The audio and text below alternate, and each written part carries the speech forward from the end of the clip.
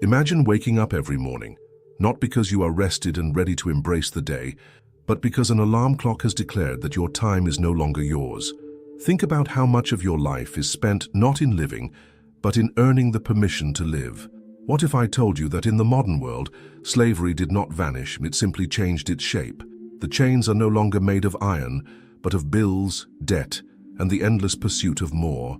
Today we will expose the truth about the system you live in, why you may feel trapped without even realizing it, and how to break free from the invisible walls that have been built around your existence. And I promise you, the final revelation I will share will be the most powerful of them all. A truth that can completely change the way you see your life, your work, and your freedom. Before we begin, make sure you subscribe to the channel, leave a like, share this video, and let your voice be heard in the comments. This is not just another piece of content. It may be the moment you start questioning the very structure of the life you have been told to accept. Stay until the end, because what we will uncover may shake the foundations of how you view your place in this world. We live in a time where the old image of slavery, shackles, chains, masters, has been replaced by something far more subtle and in many ways far more effective. In ancient times, a slave knew they were a slave. Today, the system makes sure you believe you are free. You can choose where to work, what to buy, what to wear, but beneath those choices lies a single, immovable reality. Without constant work, your survival is at risk, and that, in essence, is control. The philosopher Erich Fromm once wrote about the marketing orientation of modern man, where a human being sees themselves as a product to be sold, a set of skills and traits packaged for the marketplace. In this system, your value is tied to productivity, your worth measured in hours and output. You no longer exist simply as a human, you exist as an economic unit. Ask yourself, when was the last time you made a decision entirely free from financial considerations? How many of your choices, where you live, what you eat, the dreams you chase or abandon, have been determined not by what you truly desire, but by what your work allows you to afford? This is not accidental. The structure we inhabit is designed for perpetual motion. Work consumes the majority of our waking hours. Recovery from work consumes much of what remains. Leisure, true unpressured leisure, is rare, and when it does appear, it often comes laced with anxiety, the dread of the next shift, the next bill, the next demand. Historically, slavery was based on the total ownership of another human being. The master provided basic sustenance to keep the slave alive, because the slave's labor was the master's wealth. In the modern economy, this relationship has been repackaged. You are responsible for your own sustenance, but the terms are set by forces you do not control. The landlord, the bank, the employer, they have replaced the master, and the rent, debt, and paycheck have replaced the whip. The sociologist Max Weber described the iron cage of modern life, a world where bureaucracy, economic necessity, and rational efficiency trap individuals in a system from which escape feels impossible. You may think you are chasing personal success, but in reality, you are running in circles inside the cage, performing tasks whose ultimate purpose is to keep the system alive. And here is the cruelest part. The system rewards compliance with survival, not with freedom. If you work hard enough, you might buy more comforts, but you rarely buy more time. And time, unlike money, can never be earned back. In this sense, modern slavery is not about physical chains, but about the theft of the most precious resource you have, your life hours. Consider this. In a standard modern career, you may give 40 years of your prime energy to a company or industry. Those decades are not your extra time, they are your life. The birthdays you miss, the passions you never explore, the books you never write, the trips you never take. These are not sacrifices you make for survival. They are the very essence of your existence, traded away for security that is never fully secure. But here's the twist. Many accept this arrangement willingly, even proudly. We glorify busyness, equate exhaustion with virtue, and wear our overwork as a badge of honor. This is perhaps the most dangerous illusion of all, the belief that the system's demands are our own choice. When we mistake compulsion for freedom, we stop resisting, and when resistance dies, the chains become invisible. Now I ask you, if the majority of your waking life is sold for survival, are you truly free? Or are you living in a more sophisticated form of servitude, one that hides behind paychecks and promotions? Share your thoughts below, because this conversation is far more urgent than most people realize. And remember, what we have uncovered so far is only the beginning. In the next part, we will peel back even more layers of this modern machinery, revealing how it not only claims your time, but also rewires your very sense of self. Stay with me. The most important truth is still to come. The tragedy of the new slavery is not only that it consumes your time, it is that it reshapes your identity until you no longer see yourself outside of your role as a worker. When you meet someone new, one of the first questions asked is, "What do you do?" And the answer, almost without exception, is framed in terms of your job. We have been conditioned to equate our profession with our identity, as if the human being you are and the labor you perform are the same thing. Psychologist Abraham Maslow, in his hierarchy of needs, placed self-actualization, the fulfillment of one's potential, at the top of human aspiration. Yet for most, the pursuit of self-actualization is postponed indefinitely, pushed aside by the relentless demands of economic survival. Instead of exploring who we truly are, we devote the best of our creativity and strength to fulfilling tasks designed for someone else's vision, someone else's profit. And what is the cost? The cost is subtle, yet devastating, the quiet erosion of your soul. You begin to lose the ability to imagine a life not defined by work. Even your free moments are colonized. You scroll through your phone to numb your fatigue. You shop to reward yourself for enduring another week. You plan your next vacation not as a journey of the spirit, but as a brief escape before returning to the grind. Think of the hamster wheel. The creature runs endlessly, but the scenery never changes. In the modern world, we are given the illusion of movement, promotions, raises, new positions, but the wheel itself is fixed. You may run faster, but you do not leave the cage. You may earn more, but you pay more, locking yourself deeper into dependency on the very system you wish to escape. Karl Marx once wrote about alienation, the separation of the worker from the product of their labor, from their own humanity and from each other. In the modern workplace, you may spend years creating results you never own, for purposes you do not truly control, alongside colleagues who are also trapped in the same invisible chains. The alienation is complete when you begin to measure your worth only through performance reviews, salary figures, and approval from superiors who see you as replaceable. And here lies another layer of the trap: debt. Debt transforms the worker into a permanent servant. Credit cards, mortgages, student loans. They are marketed as tools for freedom, but function as mechanisms of control. Once you owe, you must keep working to pay. The fear of losing your income becomes the leash that keeps you compliant. The bank does not need to punish you. The system ensures you will punish yourself with overwork to meet your obligations, but there is an even deeper psychological manipulation at play. Society feeds you a narrative that hard work is the highest virtue, that your dignity comes from your labor. It tells you that success means climbing the ladder, buying more, upgrading constantly. The brilliance of this illusion is that it keeps you striving endlessly without asking who placed the ladder there or where it truly leads. Look around. The cities are full of people rushing from one obligation to another, eyes fixed on screens, ears plugged into devices, minds clouded with to-do lists. How many of them are truly living in the present moment? How many feel that their life belongs to them, rather than to their employer, their creditors, or the demands of constant productivity?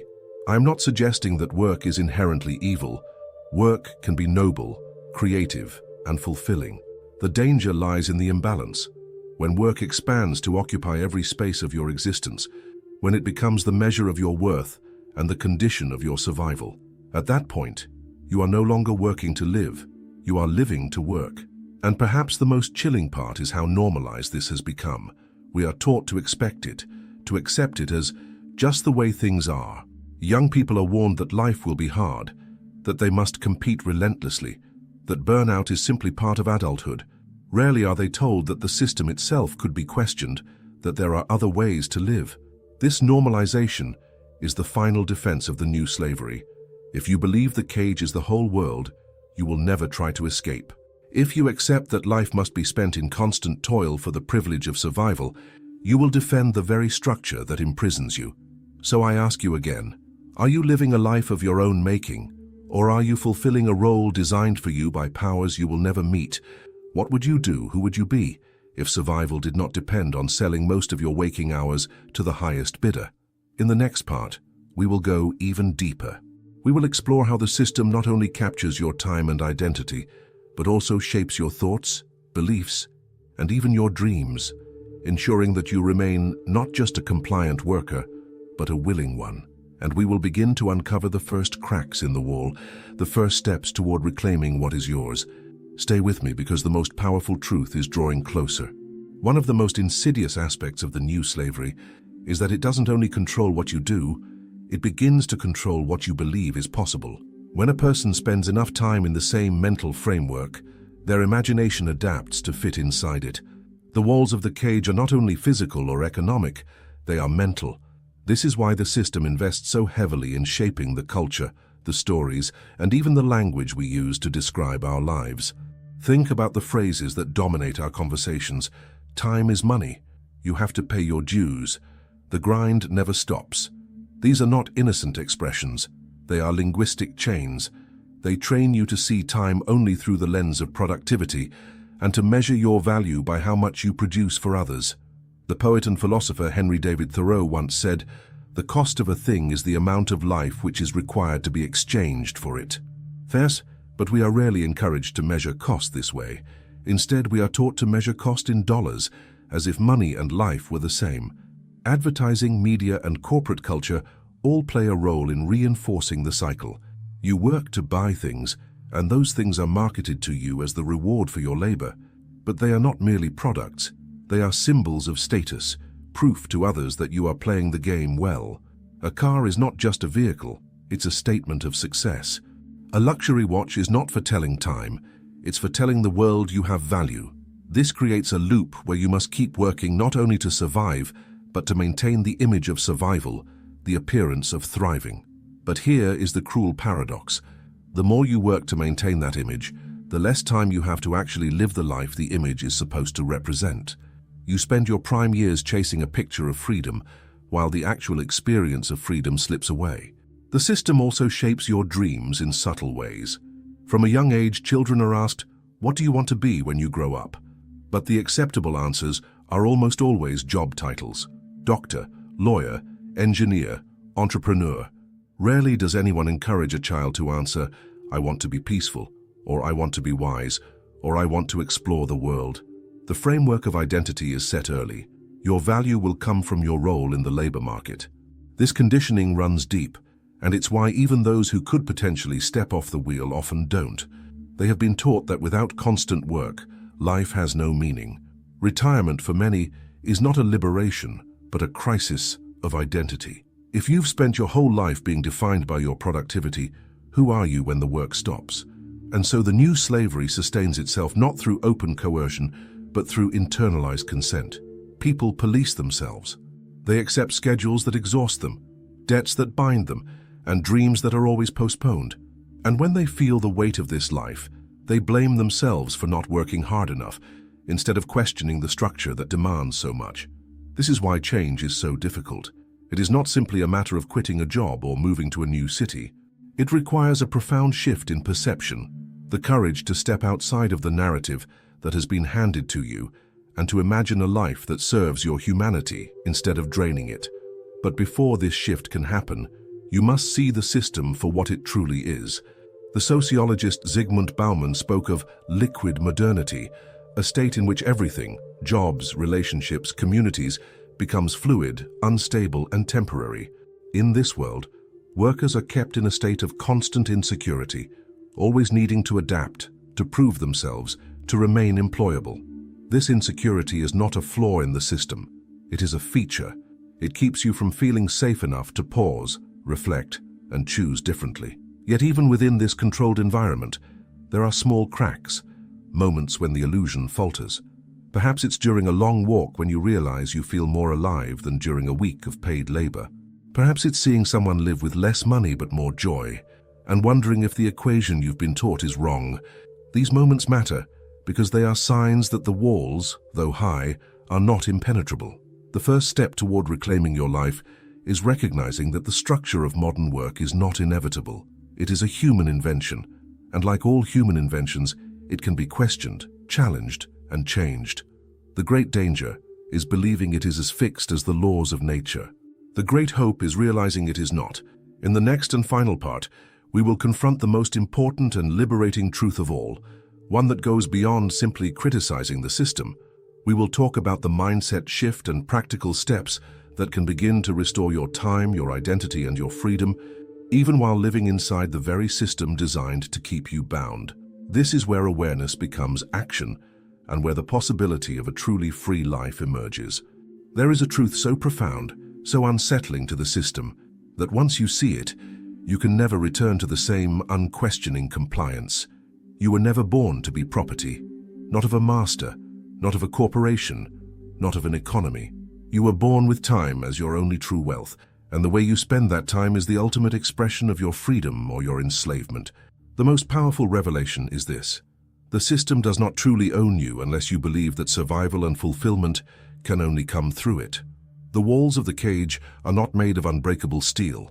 They are made of agreements, habits, and fears that you have been conditioned to accept. Once you stop agreeing, the cage begins to weaken. This does not mean quitting your job tomorrow or abandoning all responsibilities. It means reclaiming control over your life in the spaces where the system is weakest. The choices you make about your time, your attention, and your values. Every moment you spend doing something that aligns with your true self, rather than with the demands of the machine, is an act of resistance. You can start small. Begin by asking yourself simple but radical questions. If money were no object, how would I spend my day? Who would I spend it with? What would I create, learn, or explore?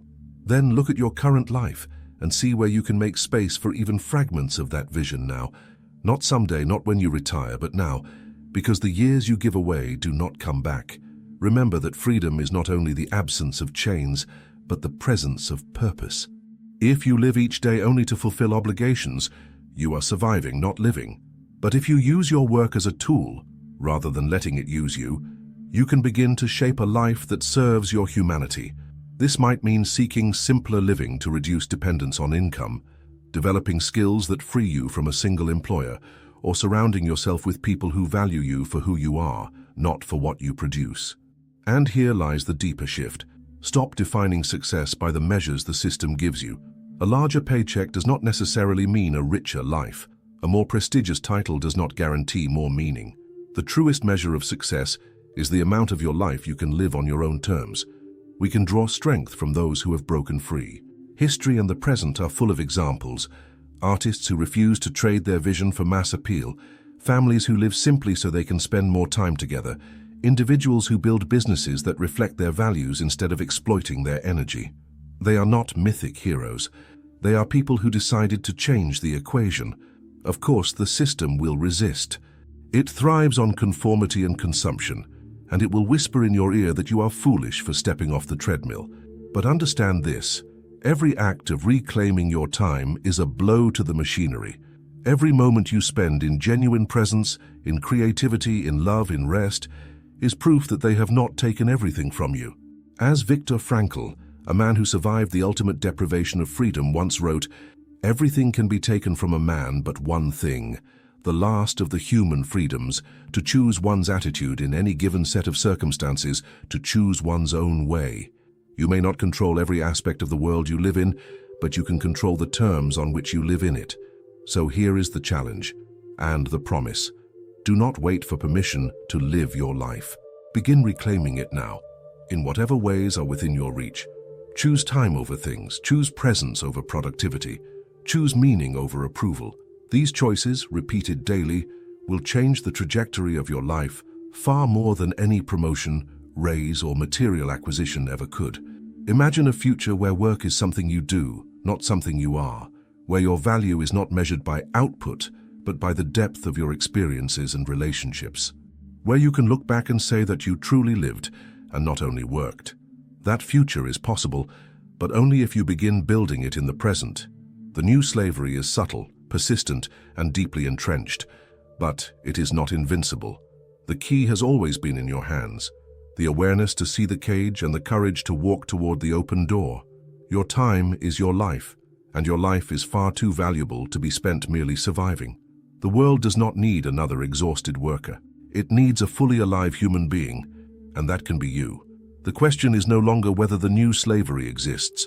The question is, will you continue to live inside it, or will you take back the only thing that has ever truly belonged to you, your time, your freedom, your life? Now is the moment to decide. Thanks for looking.